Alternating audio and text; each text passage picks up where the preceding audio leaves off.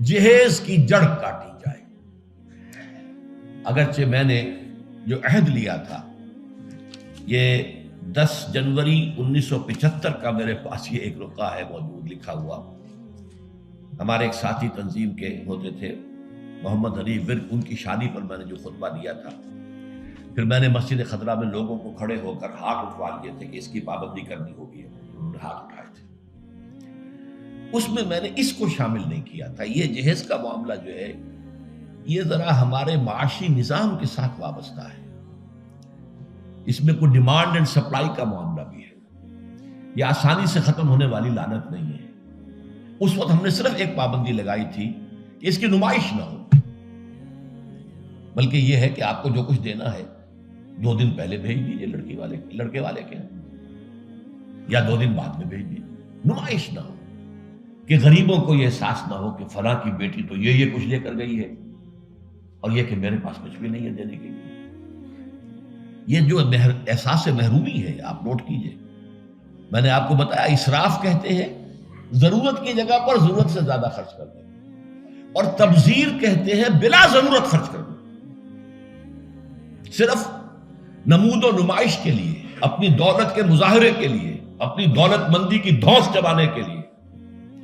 پوری کوٹھی جو ہے قمقمہ بنی ہوئی ہے، ہر جگہ پر ہر درخت کے ہر پتے کے ساتھ بلب لگا ہوا ہے، معلوم ہو جگمگ جگمگ جگمگ ہو رہی ہے۔ بڑے عمدہ لباس سفید براق پہنے ہوئے جو بہرے ہیں وہ کھانے ڈشیں لیے ادھر جا رہے ہیں۔ یہ جو کچھ ہے اسراف، اور اس کے بعد تبذیر کے بارے میں تو فرمایا، اسراف کے لیے تو صرف یہ کہا تسرفو لا تسرفو، اسراف نہ کرو، کلوا واشربوا ولا تسرفوا، کھاؤ پیو اسراف نہ کرو۔ لیکن تبذیر کے بارے میں فرمایا ان المبذرین کانوا اخوان الشیاطین، یہ مبذر جو ہیں یہ تو شیطانوں کے بھائی ہیں۔ کیوں؟ کافی عرصے تک میرا ذہن اس پر اڑا رہا، کیوں تشبیہ دی گئی؟ پھر بات کھلی سورہ مائدہ میں جا کر، شراب کی حرمت کے ضمن میں الفاظ آئے، انما یرید الشیطان ان یوقع بینکم العداوۃ والبغضاء فی الخمر والمیسر، یہ شیطان یہ چاہتا ہے مسلمانوں کہ تمہارے اندر آپس میں بغض اور دشمنی پیدا کر دے، شراب کے ذریعے اور جوئے کے ذریعے۔ شیطان چاہتا یہی ہے۔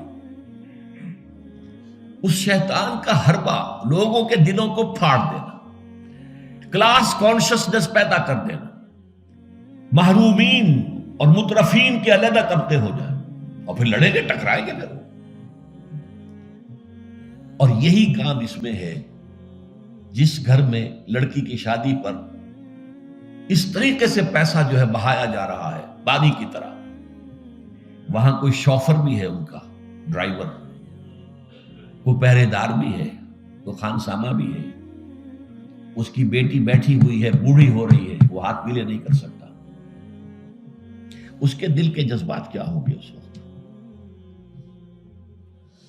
کیا یہ اور میں بھائی ہیں آپس میں؟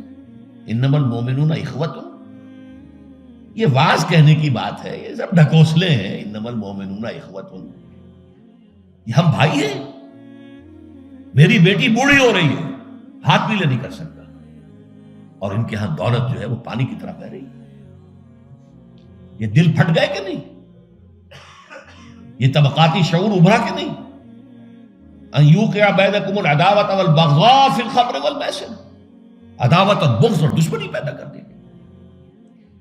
بہرحال 5ویں چیز میں عرض کر رہا تھا، جہیز۔ اس زمن میں چونکہ ایک بہت بڑا مغالطہ ہمارے ہاں لوگوں نے پیدا کر دیا ہے، حضرت فاطمہ رضی اللہ تعالی عنہا کے جہیز کا ذکر کر کے، اسلام میں قطعاً کسی جہیز کا کوئی تصور نہیں۔ جو میں کہہ چکا ہوں، فلسفہ یہ ہے، لڑکی والے پر کوئی 1 پیسے کا بوجھ نہیں آنا چاہیے۔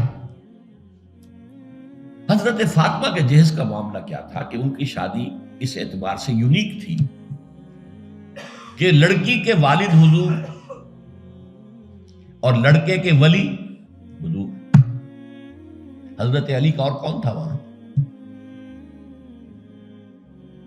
اب حضور نے پوچھا، علی تمہارے پاس کچھ ہے مہر دینے کو؟ مہر تو دینا ہوگا نا، مہر تو لازم ہے۔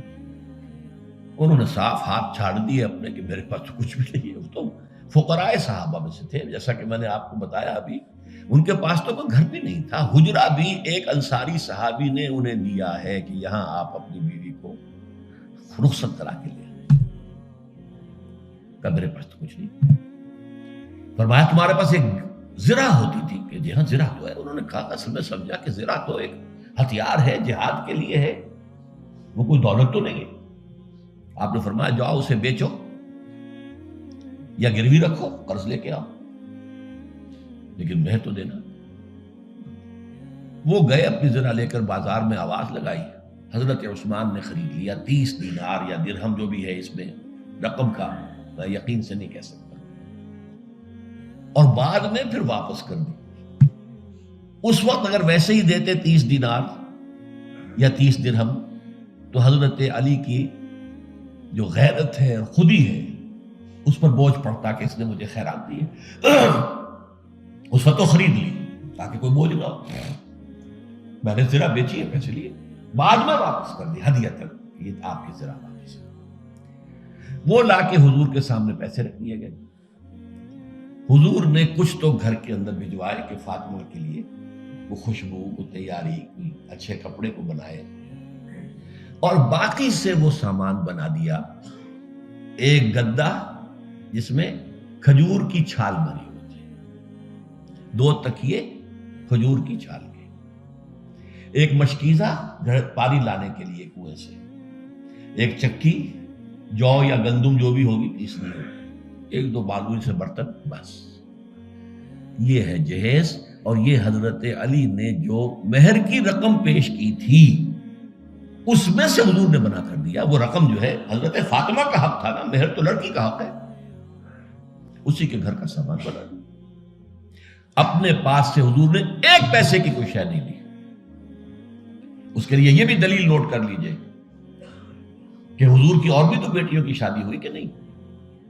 حضرت عثمان کے گھر میں 2 بیٹیاں گئی ہیں حضور کی۔ پہلی بیٹی تو خیر مکے میں گئی تھی، ابھی شاید وحی کا آغاز بھی نہ ہوا ہو، میں یقین سے تو نہیں کہہ سکتا، ہو سکتا ہے کہ حضور کی نبوت کے ظہور سے پہلے شادی ہوئی ہو سکتا ہے، ممکن، لیکن ایک شادی تو مدینے میں ہوئی ہے، اور حضرت عثمان کا گھر بھرا ہوا، ہر شے کا سامان موجود ہے، سامان جگہ موجود ہے، کسی جہیز کا کوئی تذکرہ ملتا ہے؟ تو یہ جہیز نہیں تھا، یہ خالص ہندوانہ تصور ہے۔ اور اس کی وجہ کیا ہے؟ وجہ یہ ہے کہ ہندوؤں میں لڑکی جو ہے، بیٹی جو ہے، وہ وارث نہیں ہے، اسے وراثت میں کوئی حصہ نہیں ملتا، لہذا جب اسے گھر سے رخصت کر رہے ہیں تو وہ دان دہیج، یعنی یہ ایک خیرات ہے جو دے رہے ہیں، لڑکی کا حق کوئی نہیں ہے۔ بلکہ راجپوتوں وغیرہ میں تو ہندوؤں کے اندر آپ کو معلوم ہونا چاہیے، لڑکا بھی صرف بڑا لڑکا وارث ہوتا تھا تاکہ زمین کے ٹکڑے نہ ہوں۔ 10 مربع ہیں تو 10 مربع ہی جائیں گے، چھوٹے بھائی بھی اس کے کمی کاری ہوتے تھے، بس ان کا کوئی حق نہیں۔ یہ اس اپنی فیوڈلزم کو برقرار رکھنے کے لیے، ورنہ 10-12 بچے ہو گئے، تقسیم ہو گیا تو فیوڈلزم تو ختم ہوا۔ پھر ہندوؤں کے ہاں تو یہاں تھا کہ لڑکی کا تو اس کو سوال ہی پیدا نہیں ہوتا کہ اس کا کوئی حق ہو، تو اسلام نے حق دیا ہے، لیکن یہ ہے کہ اس کا حق ہے، باپ فوت ہوگا اس کی وراثت میں سے حصہ اسے ملے گا، مما قل منہ او کثر، چاہے زیادہ ہو چاہے کم ہو، فریضۃ من اللہ، اللہ کی طرف سے فرض ہے، یہ لازم ہے۔ ماں فوت ہوگی، ماں کے اگر کوئی ہے وراثت ہے، اس میں سے بیٹوں کو بھی، بیٹی کو بھی حصہ ملے گا۔